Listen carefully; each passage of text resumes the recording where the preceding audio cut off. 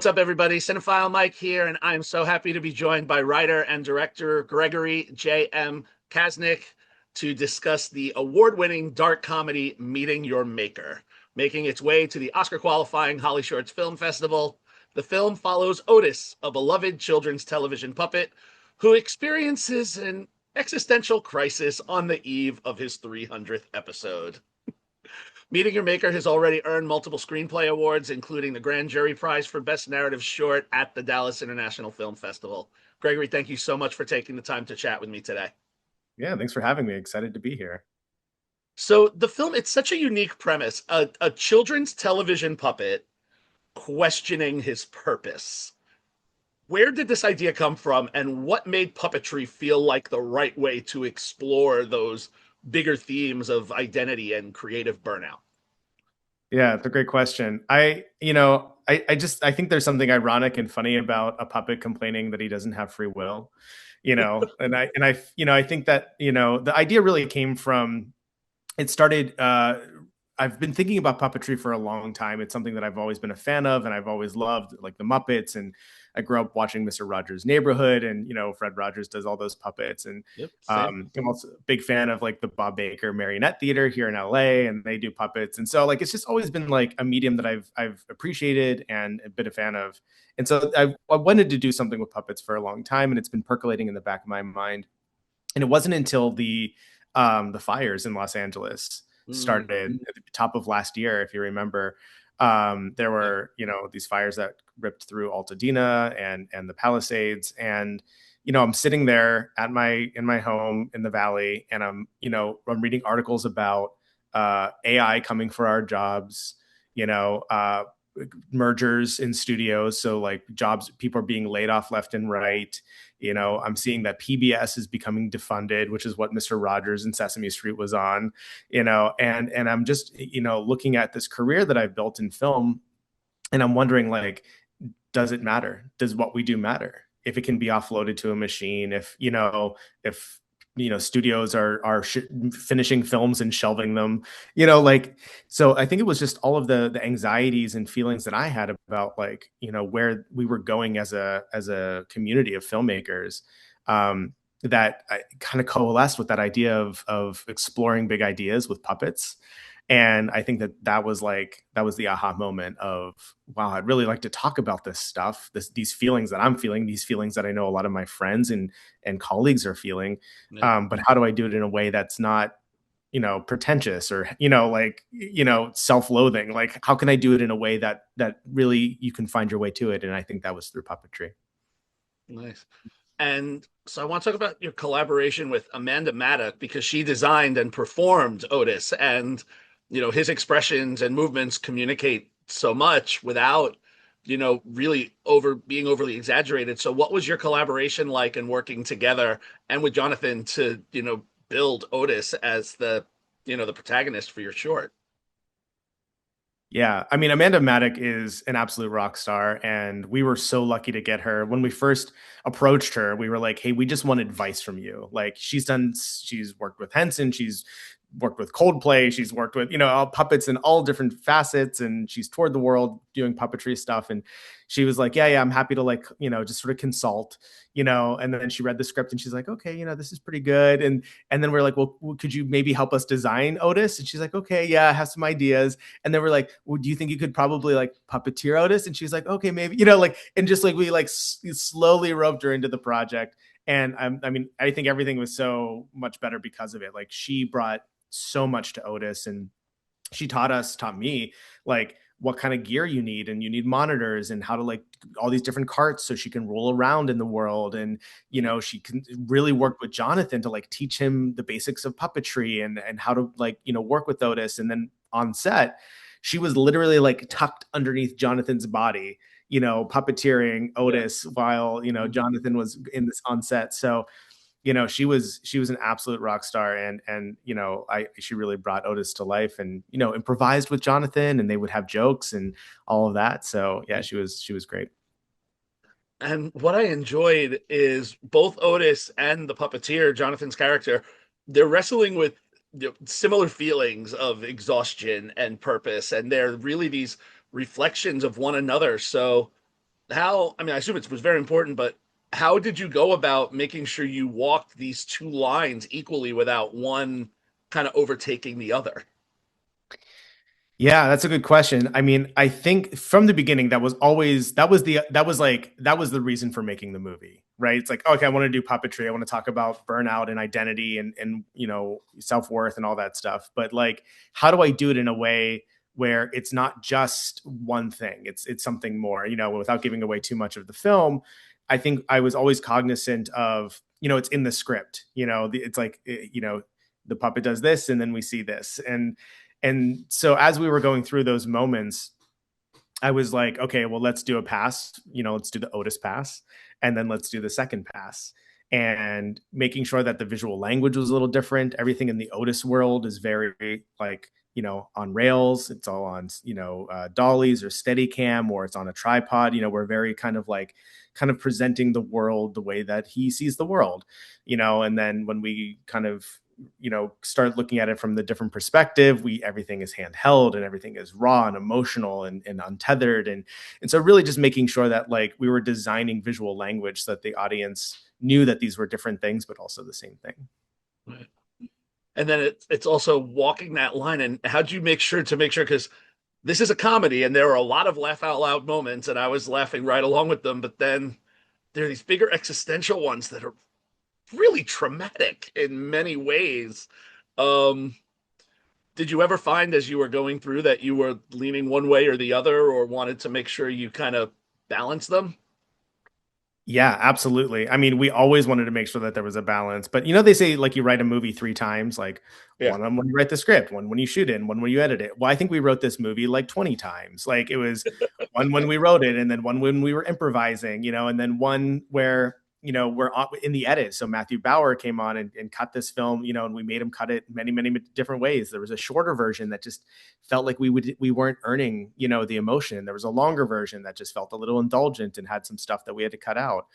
Um, and then when we recorded the voiceover, so Jonathan went in and redid all of Amanda's lines, and we were changing lines there and changing performances and changing intonation and intention.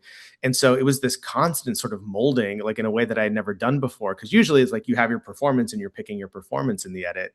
In this one, we were kind of redesigning performances from a vocal perspective with Jonathan, and all of that stuff was kind of swirling around. So yeah, it was a big balancing act, and we just wanted to make sure that every moment was earned, that the laughs were earned, but also that the emotion was real. And now the film, it's already had an incredible festival run now, leading up now to HollyShorts. So what has it been like seeing the audiences react to this film? And have there been any responses that have kind of stood out to you as you've been taking it on its journey?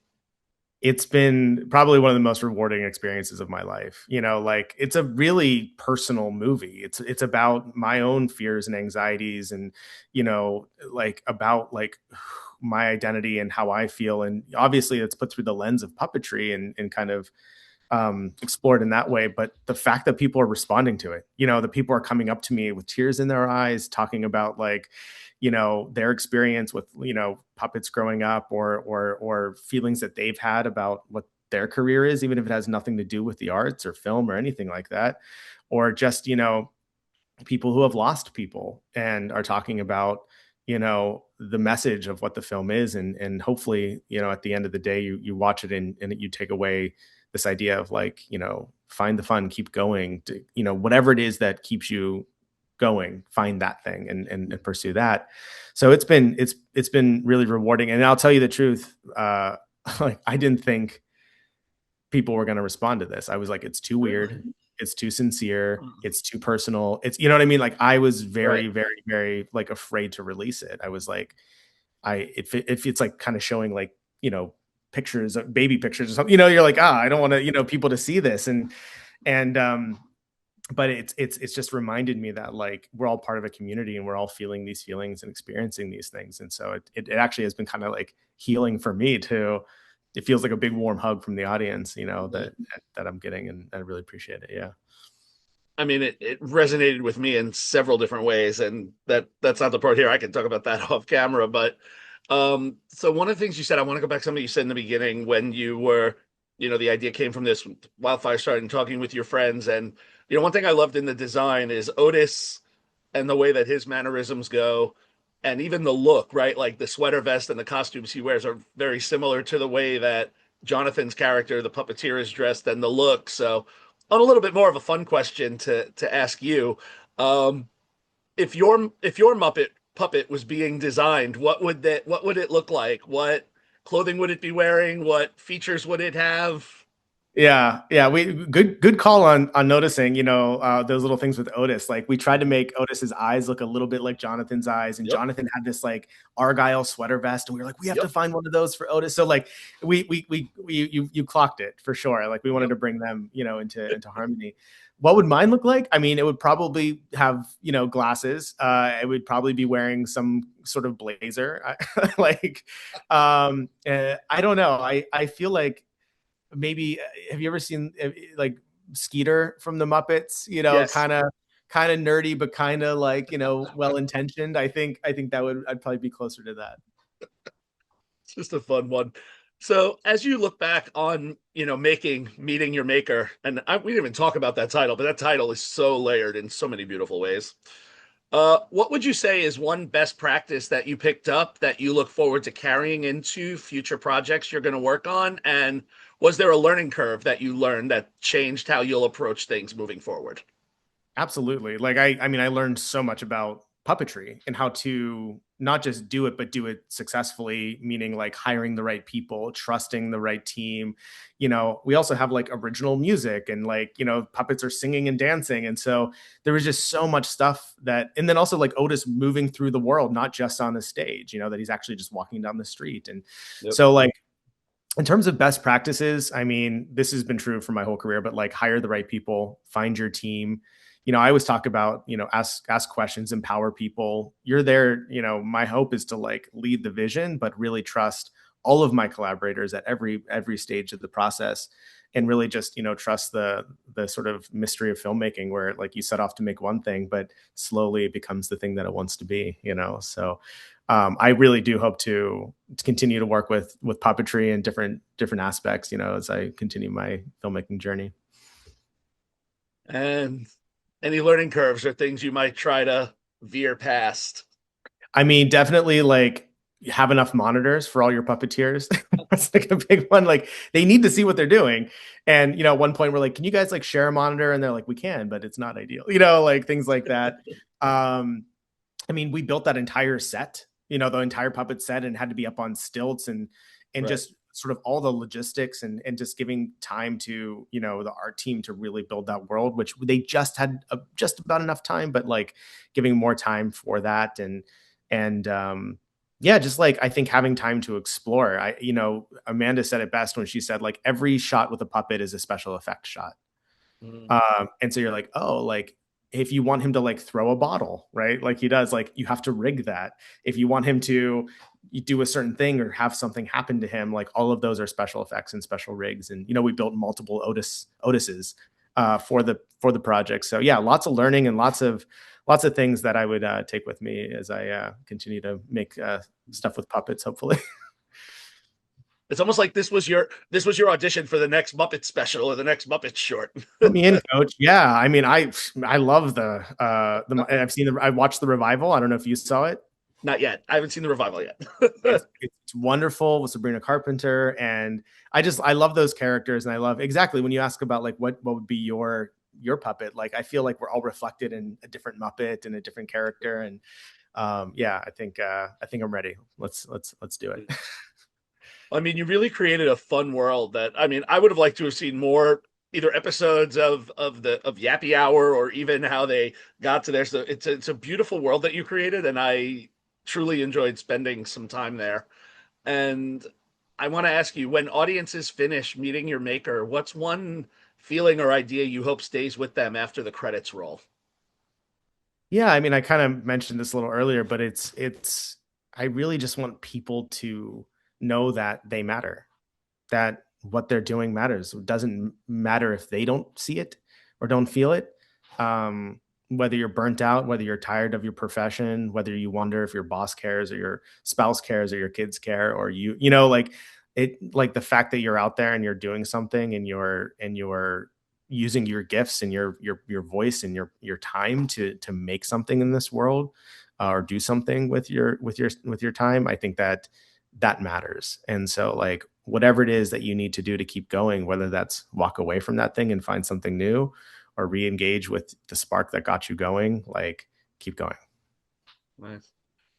Beautifully said. Well, Gregory, thank you so much for taking the time to chat with me today about Meeting Your Maker. Congratulations on its continued run.